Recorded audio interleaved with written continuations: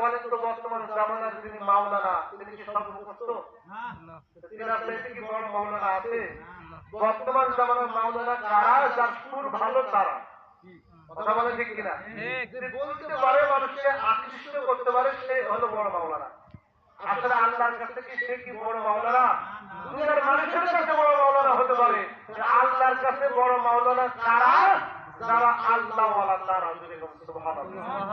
যারা আল্লাহ ওয়ালা তারা হলো পৃথিবীর ভিতরে সবচেয়ে বড় মাওলানা। জোরে বলো সুবহানাল্লাহ।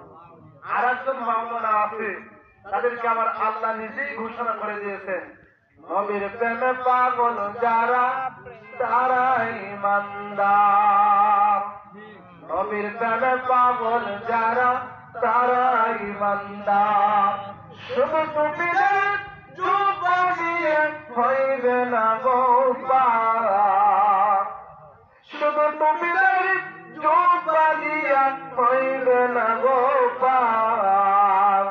নবীর প্রেমে পাগল যারা তারা ইমানদার। যেরকম সুবহানাল্লাহ।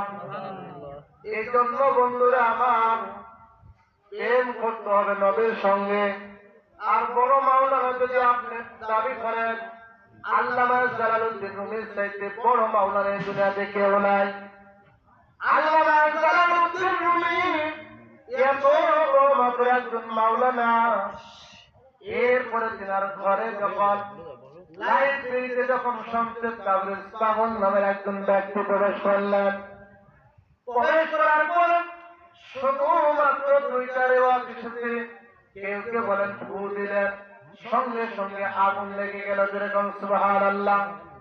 তামাম দুনিয়ার যত এখন বর্তমান মাওলানা আছে, আমি তাদেরকে চ্যালেঞ্জ করে বললাম, আমার যতগুলো কিতাব আছে তাদেরকে পড়াইতে হবে। কি পারবে? কি ক্ষমতা নাই?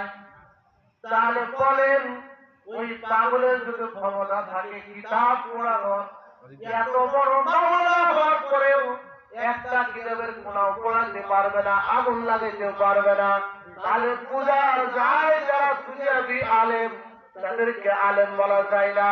যারা আল্লাহ ওয়ালা, আল্লাহর প্রেমিক যারা, আল্লাহর জ্ঞানে জ্ঞানীন্য যারা, ওলি আল্লাহর প্রেমে পাগল যারা, আল্লাহর আধ্যাত্মিক যারা গুণান্বিত, তাদেরকে বলা হয় বড় আলেম। আর আমরা বলতেছি বড় আলেম যারা, যিনি স্কলার পাস, টাইটেল পাস, মুফতি পাস।